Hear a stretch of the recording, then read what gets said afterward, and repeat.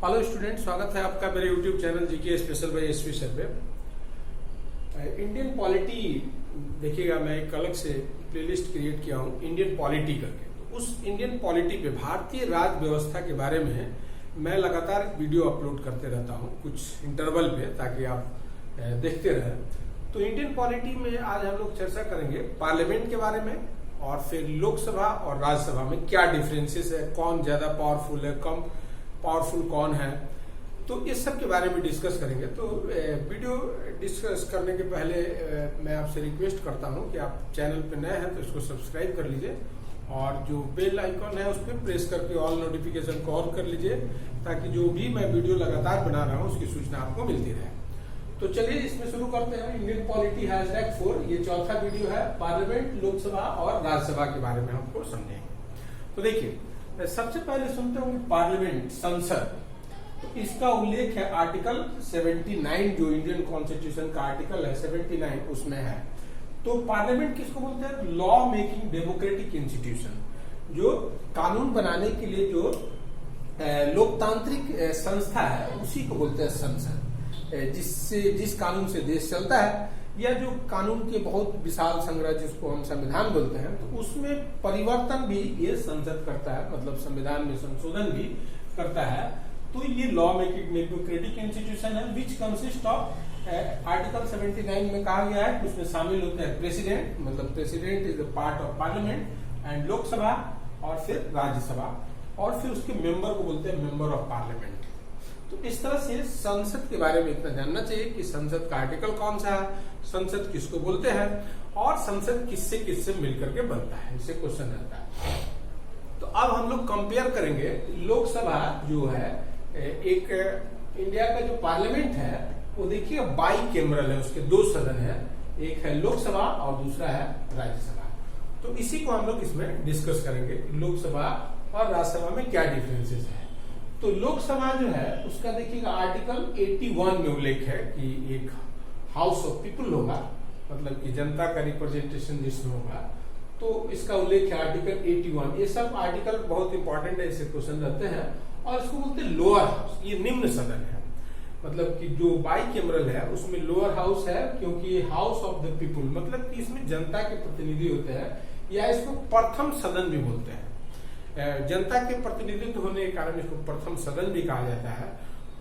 तो ये हमेशा याद रखिएगा कि लोअर हाउस है और फर्स्ट चैम्बर है, प्रथम सदन है। तो और आर्टिकल 81 में है, इसका उल्लेख है। अब इससे कंपेयर करके देखिएगा राज्यसभा में। तो राज्यसभा में आर्टिकल है 80, 79, 80, 81, याद रखिएगा। ये अपर हाउस है, और इसको सेकेंड हाउस भी बोलते हैं, सेकेंड द्वितीय सदन भी इसको बोला जाता है। तो इंडिया का जो सदन है, इंडिया का जो पार्लियामेंट है, वो बाई कैमरल है। Lower house Lok Sabha, upper house Rajya Sabha, first chamber Lok Sabha, second chamber Rajya Sabha. तो ये क्वेश्चन पूछता है। अब इसके जो मेंबर होते हैं, लोकसभा के जो मेंबर होते हैं, member are directly elected by the people. इसमें जनता के द्वारा प्रत्यक्ष रूप से लोग चुने जाते हैं, इसीलिए इसको हाउस ऑफ पीपुल कहा जाता है। बाद में इसको लोकसभा नाम दे दिया गया।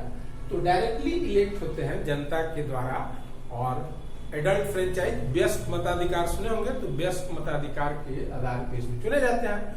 और जो सिस्टम से चुना जाता है उसको बोलते हैं फर्स्ट पोस्ट पास्ट सिस्टम, जिसमें जितने प्रतिनिधि खड़ा होते हैं कैंडिडेट, उसमें आप जिसको सिलेक्ट करते हैं उसी को वोट करते हैं। तो सिस्टम को बोलते हैं first post past system. Adult franchise के आधार पर इसको चुना जाता है। तो ये हो गया। और जहां तक राज्यसभा का है, member are indirectly elected by the state MLA. राज्यों के चूंकि इसमें प्रतिनिधि होते हैं, इसीलिए देखिए इसको काउंसिल ऑफ स्टेट भी कहा जाता है, राज्य परिषद, क्योंकि इसमें राज्यों के जो विधायक होते हैं, एमएलए होते हैं, मेंबर ऑफ लेजिस्लेटिव असेंबली, उनको इलेक्ट करते हैं इनडायरेक्ट रूप से। इनडायरेक्ट रूप से मतलब आप वोट दिए विधानसभा के सदस्य को, फिर विधानसभा के सदस्य जो है राज्यसभा के सदस्य को चुना। तो इस तरह से इनडायरेक्ट हो गया, ये डायरेक्ट नहीं हुआ, इनडायरेक्ट हो गया। तो ये हो गया। फिर इसका टर्म कितना होता है? तो इसका टर्म होता है 5 ईयर्स, मतलब एक बार जो मेंबर चुना जाएगा। पूरे लोकसभा का कार्यकाल होता है 5 साल, और राज्यसभा का कार्यकाल होता है 6 साल, टर्म होता है 6 ईयर। मेंबर एक चुना जाएगा तो 6 साल का टर्म होगा। लेकिन अब इसमें देखिए क्या चीज समझना है कि जैसे मिनिमम इसमें एज होगा 25 ईयर्स और इसमें होगा 30 ईयर्स। मिनिमम चुने जाने का एज होगा इसमें 25 और उसमें 30 ईयर्स होगा। तो ये सब भी क्वेश्चन रहता है। और ये 5 साल टर्म जो है तब होता है जब सब कुछ व्यवस्थित रहे। अगर बीच में देखिएगा लोकसभा बीच में कभी भी डिजॉल्व हो सकता है, तो इसलिए नॉन परमानेंट हाउस है, अस्थायी सदन है, 13 महीने में भी गिर सकता है। और तब क्या होता है तो मिड टर्म पोल होता है। मिड टर्म पोल होता है, देखिएगा बहुत बार मिड टर्म पोल हुआ है, 1971 में हुआ है, फिर उसी तरह से 1980 में हुआ है, फिर 1991 में हुआ है, फिर 1998 में हुआ है, फिर 99 में भी हुआ है, फिर 2004 में भी हुआ है। तो मिड टर्म पोल होते रहता है। तो ऐसे इसका टर्म होता है 5 साल, लेकिन ये कभी भी लोकसभा जो है डिजॉल्व हो सकता है। प्राइम मिनिस्टर के सजेशन पे प्रेसिडेंट जो है उसको डिजॉल्व कर सकता है। तो इसलिए ये नॉन परमानेंट हाउस है और कभी भी इसमें मिड टर्म पोल हो सकता है। और ये जो है परमानेंट हाउस है, मतलब इसको लोकसभा की तरह कभी डिजॉल्व नहीं किया जा सकता है, बीच में भी नहीं और टर्म पूरा होने पे भी नहीं। तो ये परमानेंट हाउस है, अस्थायी सदन है। और इसके 1/3 मेंबर जो है रिटायर हो जाते हैं एवरी 2 ईयर्स पे। तब उसका एक कंटिन्यूटी बना रहता है। हर 2 साल पे 1/3 सदस्य जो है रिटायर कर जाते हैं, उसके स्थान पे नए सदस्य चुन के आ जाते हैं। और इस तरह से एक अस्थायी सदन है। एक लोकसभा की तरह कोई भंग डिजॉल्व या इसका टर्म पूरा नहीं होता है। एक जो सदस्य चुना जाएगा उसका टर्म होगा 6 साल और 1/3 सदस्य जो है प्रत्येक 2 साल पे रिटायर होते रहते हैं। तो इसीलिए परमानेंट हाउस है। तो ये होगी। फिर उसके बाद से जो है अब इससे मेंबरशिप अब मोर पावरफुल देन राज्यसभा। मतलब लोकसभा क्या है तो राज्यसभा से ज्यादा पावरफुल है, इसके पास जो है राज्यसभा से ज्यादा शक्ति है कंपेयर कीजिएगा तो। और राज्यसभा के बारे में है कि less powerful than Lok Sabha, Lok Sabha से कम शक्ति है। लेकिन कहां देखेंगे कि कहीं पे कुछ ज्यादा शक्तियां भी है, कहीं कहीं पे ज्यादा शक्ति कैसे है तो ज्यादा शक्ति है कि देखिएगा ये पार्लियामेंट को पावर दे सकता है स्टेट सब्जेक्ट पे कानून बनाने के लिए, ये ज्यादा पावर हो गया। या फिर ऑल इंडिया सर्विसेज क्रिएट करने का पावर जो है इसमें है। तो ये 2 पावर लोकसभा से अधिक है, बाकी लोकसभा का पावर अधिक है। तो ये जानते रहिएगा कि ये पावरफुल होता है ज्यादा और एक कम पावरफुल। फिर अब मेंबर ऑफ लोकसभा जब देखेंगे तो प्रेजेंट जो इसका स्ट्रेंथ है वो 545 है, प्रेजेंट स्ट्रेंथ है। और मैक्सिमम कितना हो सकता है, संविधान में कहा गया कि मैक्सिमम इसका नंबर हो सकता है 552, अधिकतम हो सकता है। जिसमें से राज्यों से हो सकते हैं 530 और यूनियन टेरिटरी से हो सकते हैं 20 और नॉमिनेटेड हो सकते हैं by the president Anglo Indian community 2। तो टोटल मिला के 552 अधिकतम हो सकता है, संविधान में कहा गया है। लेकिन इसके बनस्पत देखिएगा अभी जो प्रेजेंट इसका स्ट्रेंथ है वो है 545, इसमें इलेक्टेड है 543 और nominated by the president Anglo Indian community का 2 है। तो ये हो गया आपको 545। अब देखिएगा कि इसमें संविधान में संशोधन करके ये जो एंग्लो इंडियन वाला है इसको खत्म करने का प्रोविजन किया जाएगा। तो खत्म करने का प्रोविजन किया जाएगा तो ये खत्म हो जाएगा एक, ठीक है। तो इसमें से देखिएगा कि अधिकतम इतना है तो राज्य से इतने तो चुन लिए जाते हैं 530, लेकिन देखिएगा यूनियन टेरिटरी से केवल जो है 13 ही चुने जाते हैं, दिल्ली से 7 और 6 यूनियन टेरिटरी से। अभी तो उसका हिसाब किताब गड़बड़ हो गया जम्मू कश्मीर आने के बाद, तो 13 जो है वो यूनियन टेरिटरी से, तो ये 43 ही था इलेक्टेड। तो ये हो गया। अब जब राज्यसभा का देखेंगे तो राज्यसभा का संविधान में बोलता है मैक्सिमम हो सकता है मेंबर इसका राज्यसभा का 250 और प्रेजेंट इसका स्ट्रेंथ कितना है तो प्रेजेंट स्ट्रेंथ है 245 है। इलेक्टेड इसमें से 233 है और नॉमिनेटेड बाय द प्रेसिडेंट है 12। तो इसका प्रेजेंट स्ट्रेंथ है 245। 12 जो प्रेसिडेंट के द्वारा इसमें नॉमिनेट किए जाते हैं वो साइंस के फील्ड में या सोशल या फिर आर्ट या लिटरेचर के फील्ड में जिनका विशेष कंट्रीब्यूशन होता है, वैसे 12 लोग को राष्ट्रपति के द्वारा नॉमिनेट किया जाता है। तो अब जो मूल संविधान है, जो मैक्सिमम नंबर है, उसमें बोला गया कि इलेक्टेड हो सकते हैं 238, लेकिन है कितने, तो 233 है, और नॉमिनेटेड हो सकते हैं 12, तो दोनों मिलाकर 250 हो सकते हैं, लेकिन एट प्रेजेंट है, प्रेजेंट स्ट्रेंथ है उसका 245। तो ये नंबर आपको जानते रहना चाहिए जिस तरह मैंने बताया। इसी तरह से प्रश्न पूछे जाते हैं। अब जो लोकसभा है वो प्रेजाइडेड बाई स्पीकर, उसका अध्यक्षता कौन करता है, तो स्पीकर करता है। तो स्पीकर जो है इसकी अध्यक्षता करता है लोकसभा अध्यक्ष, तो अभी जैसे सुने होंगे ओम बिरला लोकसभा अध्यक्ष, और उसको असिस्ट किया जाता है भाई डिप्टी स्पीकर के द्वारा, उसको असिस्ट किया जाता है, लेकिन अभी कोई डिप्टी स्पीकर नहीं है। फिर उसी तरह से अब जैसे इसको प्रेजाइड किया किसके द्वारा किया जाता है, तो वाइस प्रेसिडेंट के द्वारा। तो वाइस प्रेसिडेंट जो है चेयरमैन होते हैं राज्यसभा, जो क्या होते हैं, तो नॉन मेंबर होते हैं, मतलब ये सदस्य नहीं होते हैं राज्यसभा के, लेकिन उसके चेयरमैन होते हैं। क्यों ऐसा होता है, because constitution of India says, Bharat के संविधान में कहा गया है, vice president is ex officio chairman of Rajya Sabha. Bharat के जो उपराष्ट्रपति होंगे वो पदेन सभापति होंगे राज्यसभा के, ऐसा संविधान में कहा गया है, इसीलिए होता है ऐसा। और इनको असिस्ट किया जाता है डिप्टी चेयरमैन के द्वारा, वाइस चेयरमैन के द्वारा। तो अभी देखिएगा वाइस चेयरमैन है डॉक्टर हरिवंश, तो हरिवंश अभी वाइस चेयरमैन है। तो इस तरह से ये पूछता है कि राज्यसभा को कौन जो है प्रेजाइड करता है, तो प्रेजाइड करते हैं वाइस प्रेसिडेंट, जो नॉन मेंबर, उसके मेंबर नहीं होते हैं। और देखिए कि राज्यसभा को प्रेजाइड करने के लिए ही वाइस प्रेसिडेंट को सैलरी दिया जाता है, न कि वाइस प्रेसिडेंटशिप के लिए।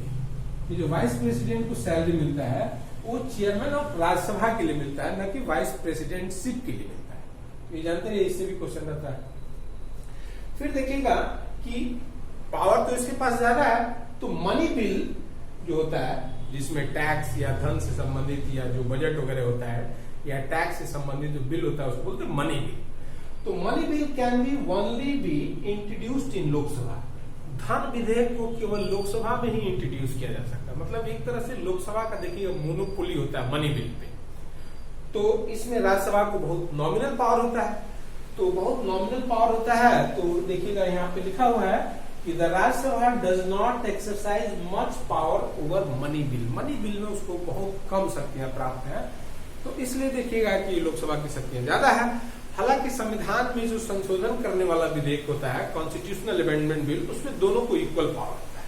और जो ऑर्डिनरी बिल होता है उसमें लोकसभा को वेटेज होता है। 3 तरह का बिल होता है, money bill, constitutional amendment bill और ऑर्डिनरी बिल। तो ऑर्डिनरी बिल में लोकसभा को वेटेज होता है, उसी में देखिए ज्वाइंट सेशन बुलाया जाता है और उसको प्रेजाइड करता है स्पीकर। और चूंकि स्पीकर करता है और लोकसभा का मेंबर ज्यादा होता है, इसलिए उसमें जीतने की संभावना ज्यादा होती है। तो इस तरह से 3 तरह का बिल हो गया। तो इसमें पावर आप देख रहे हैं कि कैसे बढ़ा हुआ है। फिर कंट्रोल द एग्जीक्यूटिव, देखिए लोकसभा का कार्यपालिका पर नियंत्रण होता है। कार्यपालिका जो होता है, सरकार जो होती है, प्रधानमंत्री और मंत्री परिषद जो होता है, उस पर नियंत्रण होता है लोकसभा का। Control the executive by asking question, प्रश्न पूछ करके, या सप्लीमेंट्री क्वेश्चन, या फिर पूरक प्रश्न पूछ करके, या फिर रिजोल्यूशन प्रस्ताव ला करके या मोशन ला करके, and through no confidence motion, या फिर अविश्वास प्रस्ताव ला करके जो है लोकसभा का देखिए कंट्रोल होता है सरकार पे। इसीलिए देखिए कोई सरकार 13 दिन में चल जाती है, कोई प्रधानमंत्री बिना जो है संसद का, लोकसभा का सामना किए हुए चला जाता है। तो एक तरह से लोकसभा का नियंत्रण होता है। जो मठ में जो सरकारें गिरती हैं सदन में, वो इसी के वजह से, इसी प्रोसेस की वजह से गिरती है। तो एक तरह से विधान पालिका का नियंत्रण होता है कार्यपालिका पे। तो ये पावर होता है लोकसभा के पास। तो ये ऐसा पावर लेकिन राज्यसभा के पास नहीं है। फिर भी देखिएगा भी exercise control over executive, Rajya Sabha भी उस तरह का कुछ काम करता है, जैसे asking questions, introducing motion and resolution, and can give the, ये सब कर सकता है, लेकिन वो अविश्वास प्रस्ताव ला करके सरकार नहीं गिरा सकता है। तो इससे पता चलता है कम शक्ति है। लेकिन देखिए कि लोकसभा से इसको ज्यादा शक्ति किसमें है, तो can give the union parliament, मतलब ये संसद को पावर दे सकता है to make law on state list, जो राज्य के विषय होते हैं जिसपे राज्य विधानसभा कानून बनाता है। अगर राज्यसभा प्रस्ताव पास कर दे तो उस पर केंद्रीय संसद कानून बना सकता है। तो ये अतिरिक्त जो है शक्ति है जो लोकसभा से ज्यादा है राज्यसभा के पास। एंड और क्या है, make and create all India services. तो ऑल इंडिया सर्विसेज जैसे सुने होंगे IAS IPS, तो इस तरह की सर्विस को भी क्रिएट करने का पावर होता है राज्यसभा में होता है। ये भी होगी आपको। फिर elect the president and vice president. देखिएगा कि जो लोकसभा जो है वो राष्ट्रपति और उपराष्ट्रपति का चुनाव करता है। एंड रिमूव्स, और फिर हटा भी सकता है राष्ट्रपति को, उपराष्ट्रपति को, प्लस सुप्रीम कोर्ट के और हाई कोर्ट के जजों को हटा सकता है। मतलब वो राष्ट्रपति को, उपराष्ट्रपति को नियुक्त कर सकता है, उनको हटा भी सकता है महाव्यूह लगा करके। फिर सुप्रीम कोर्ट के जजों को और हाई कोर्ट के जजों को भी हटाने का अधिकार लोकसभा को है। इलेक्ट करने का भी अधिकार है, हटाने का भी अधिकार है। फिर देखिएगा participation of election of president and vice president, ये भी जो है भाग लेता है। फिर जो है रिमूवल ऑफ जजेस of supreme court and high court, president, राष्ट्रपति को भी हटाने का भागीदारी कर सकता है राज्यसभा। ये हो गया। फिर उसी तरह से मैक्सिमम जो प्राइम मिनिस्टर हुए हैं वो देखिएगा वो लोकसभा से बिलोंग करते हैं। लेकिन इंदिरा गांधी प्रथम प्रधानमंत्री थी जो राज्यसभा से बिलोंग करती थी, या फिर मनमोहन सिंह का नाम सुने होंगे, या इंद्र कुमार गुजराल का नाम सुने होंगे, ये लोग राज्यसभा से चुने गए थे। तो इस तरह से सब क्वेश्चन रहता है। और जो है और देखिएगा कि ये जो है इट कैन, मतलब राज्यसभा एलोन इनिशिएट कर सकता है प्रोसीड्यूर को removal of vice president. Vice president को अपने भी हटाने का वो प्रयास कर सकता है, क्योंकि वो वाइस प्रेसिडेंट जो है वो प्रिजाइड करते हैं राज्यसभा को, तो अपने भी वो हटाने की प्रक्रिया को शुरू कर सकता है राज्यसभा। तो इस तरह से राज्यसभा और लोकसभा में कंपेयर करके आप समझ गए होंगे कि दोनों में क्या डिफरेंसेस है, दोनों में क्या क्या शक्तियां हैं, और कैसे लोकसभा ज्यादा पावरफुल है और राज्यसभा लेस पावरफुल है। तो इस वीडियो में इतना ही। वीडियो देखने के लिए बहुत बहुत धन्यवाद। मेरे अगले वीडियो का इंतजार कीजिए। नमस्कार।